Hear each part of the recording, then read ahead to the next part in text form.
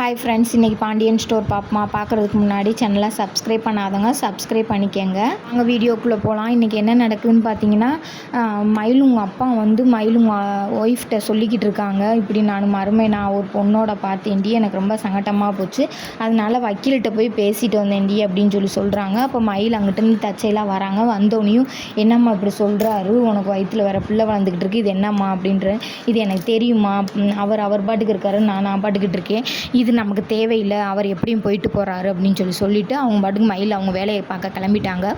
மயிலுங்க அப்பா மயிலுங்க தங்கச்சி எல்லோரும் சேர்ந்து பேசிக்கிறாங்க. என்ன பேசிக்கிறாங்கன்னு பார்த்தீங்கன்னா, நான் போய் அவங்க வீட்டில் பிரச்சனை பண்ண போகிறேன், நீ ஏதாவது உங்கள் அக்காட்ட சொன்னேன்னு வச்சுக்கவே உன்னை கொண்டு விடுவேன் பார்த்துக்க அப்படின்னு சொல்கிறாங்க. அப்புறம் பார்த்திங்கன்னா பாண்டியன் ஸ்டோரை காமிக்கிறாங்க. அவங்க வீட்டில் என்ன நடக்குதுன்னா, சாப்பாடு இங்கிட்டு ஒரு குரூப் சாப்பாடு சாப்பிட்டுக்கிட்டு இருக்காங்க. அப்போ சரவணா வாடா, உனக்கும் சேர்ந்தாண்டா சாப்பாடு வாங்கிட்டு வந்தேன்னு அவங்க அப்பா சொல்கிறாரு.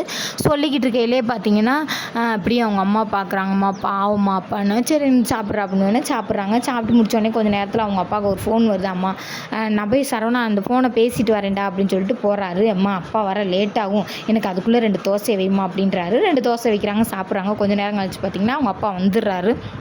வந்துட்டு இப்படி பார்த்துட்டு ரூம்குள்ளே போய் ஃபோனை நோண்டிக்கிட்டு என்ன தான் நம்ம சாப்பாடு போட்டு வச்சாலும் அது போகிற இடத்துக்கு தான் போகிறது, அவங்க அம்மா தான் பிடிக்குது அப்படின்னு அவராக நினச்சிக்கிட்டு அப்புறம் பார்த்திங்கன்னா எல்லோரும் ஒட்டுக்க உட்காந்து சாப்பிட்டு முடிச்சுட்டு பாட்டி வந்து மாத்திரை போடலாம்னு சொல்லி மாத்திரை டப்பாவை பார்க்குறாங்க. மாத்திரை டப்பாவில் முக்கியமான மாத்திரை கிடைக்கல. என்னடா மாத்திரையே இல்லையே அப்படின்னு சொல்லி யோசிச்சுக்கிட்டு இருக்காங்க. அதை பார்த்தோன்னே பாப்பா வந்து இந்த மாத்திரையே அம்மாச்சி அப்படின்னு சொல்லி கேட்குது. ஆமாம் அப்படின்னு சொல்கிறாங்க. உனக்கு எப்படி தெரியும் மாத்திரை காலியாக போனது அப்படின்னு சொல்லி பாட்டி கேட்குறாங்க.